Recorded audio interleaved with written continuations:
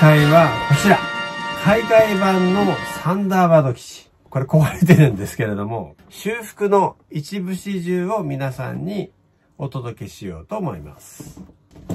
もともとは、このサンダーバード基地、マッチボックスというメーカーで作られていたんですが、その後ビビットという会社に引き継がれて、いくつかのバリエーションで販売されたようなんですね。で、今回修復するのは、そのアニバーサリーバージョンになります。ノーマルバージョンとアニバーサリーバージョンの違いなんですけれども、ノーマルバージョンは、2号機のカタパルトを作動させたときに、エンジン音が鳴らないんですね。そして、1号機と3号機のカタパルトが単に機体が入るだけ、収まるだけ。一方、アニバーサリーモデルは、何かグレーの部品が見えますよね。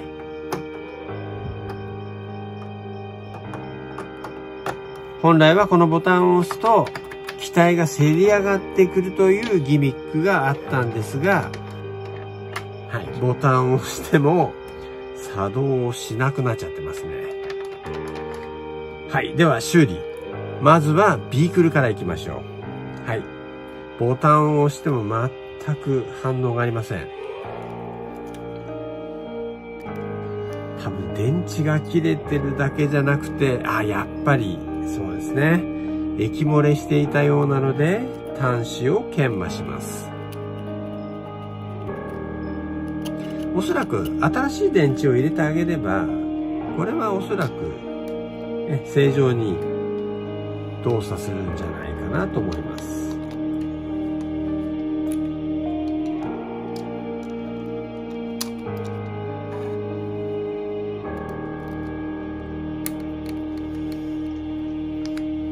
中央から、はい、問題なくサウンドが流れてますね。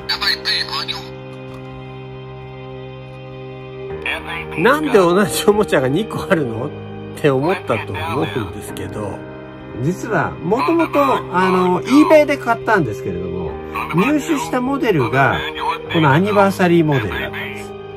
でも残念ながら壊れてた。じゃあちょっとね、ちゃんと動くやつ探してみようと思ったんですけれども、やっぱ売り手側がそのモデルの違いに気がついてない場合もあるようで、買ってみたらノーマル版が届くっていうことが2回ぐらい続きまして、これはもう修理するしかないなと。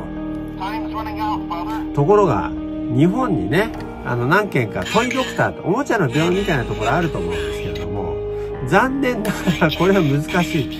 サジを投げられたというね。それでは実際の作業に入ります。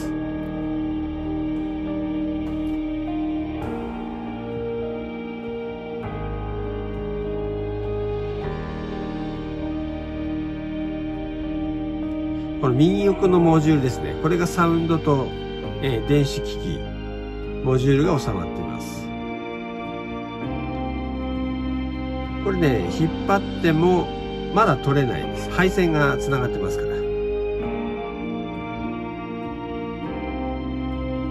で、これ配線カバーですね。そして、実際のカタパルトのモジュールなんですが、これを外そうとしても、ちょっとね、このトイが、配線が短いんですよ。なので、この段階で、ケーブルは切断しちゃいます。で、後ほど、これを戻す際にケーブルを延長することで、メンテナンス性が向上するんじゃないかなっていうふうに思っています。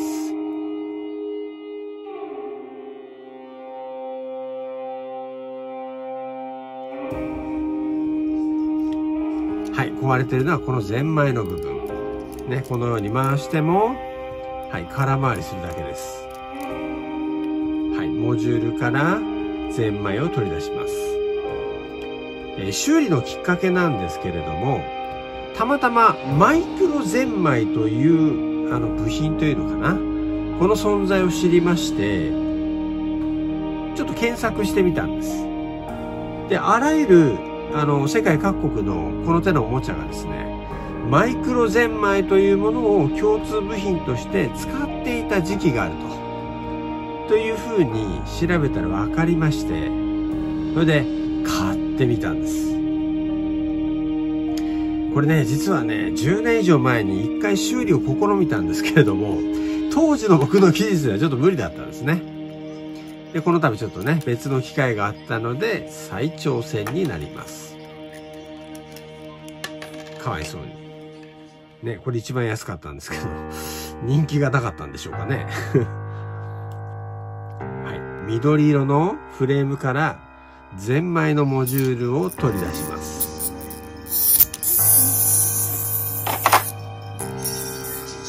当然、正常に動作します。で、オリジナルのゼンマイと比べると、ちょっと短くて、そして厚みがちょっと厚いですよね。とりあえず、メインの歯車だけサルベージします。なんか大ぶりのカッター使ってますけれども、これはですね、超音波カッターという工具です。これを使うことで、ギアボックスにね、負担がかからず、不要な部品をカットできます。はい。新しいゼンマイボックスに、ね、オリジナルのゼンマイを圧入します。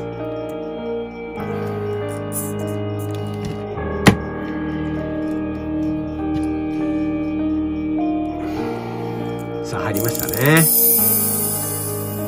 はい。元々のカタパルトには、厚すぎて、このゼンマイボックス、この状態では入らないので、研磨して中の空間を広げます。さ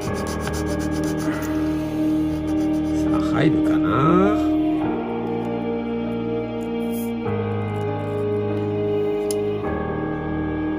いや、ちょっと無理やりですが、回すと、動きませんね。これね、ちょっと圧力がかかりすぎてるね。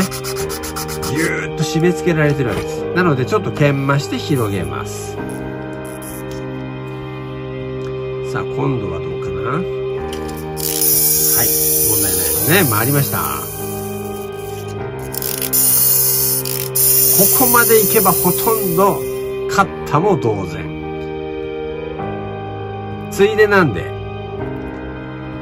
ギアの周り、可動部分にグリスアップ。先ほど切断したケーブルですが、ケーブルを長めに延長してハンダ付けします。ね、こんな風にね、ケーブルに余裕があると今後のメンテナンスが楽になると思います。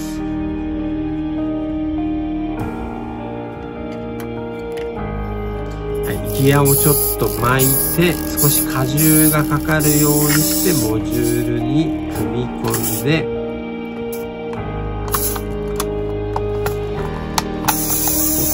っと、入るかな？入りました。は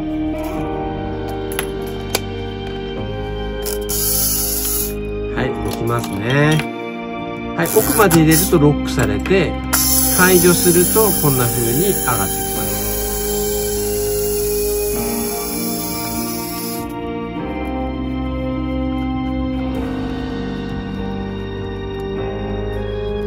さあ、ケーブルを本体側にもハンダ付けします。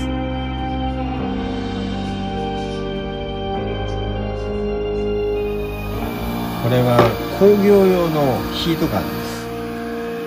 熱収縮の絶縁チューブを固定してます。はい、サウンドチェック OK です。カタパルトが一番上まで上がるとこのようにエンジン音が鳴り響きます。両方ともね、カタパルトを固定して、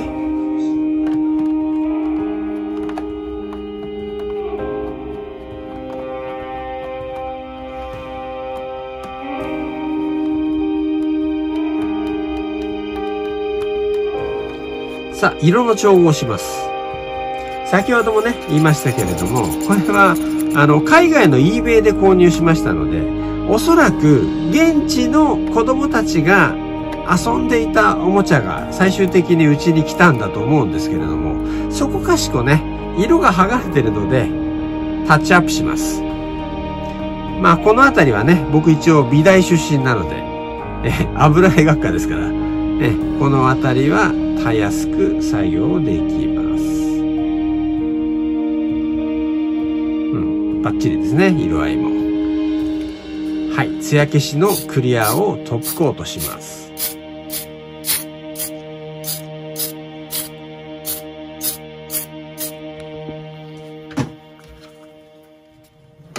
はい、これで全ての修理が完了しました。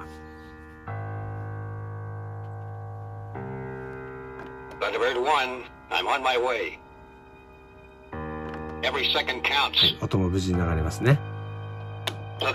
実はですね、ご存知の方もいらっしゃると思うんですけれども、僕はザ・マジックという、マジックをレッスンするコースをデアゴスティーニさんでリリースしてるんですけれども、同じレオさんでですね、110号をかけてサンダーバード秘密基地、トレイシーアイランドを作ろうというコースが先日発売されたんです。それでね、僕ね、サンダーバードのファンなもんですから、もう本当にこれ、ステマでも何でもないんですけれども、今現在実は僕はそちらのコースも進めています。動画もね、公開しようと思ってますので、もしお好きな方がいらっしゃいましたら、そちらの動画もチェックしてみてください。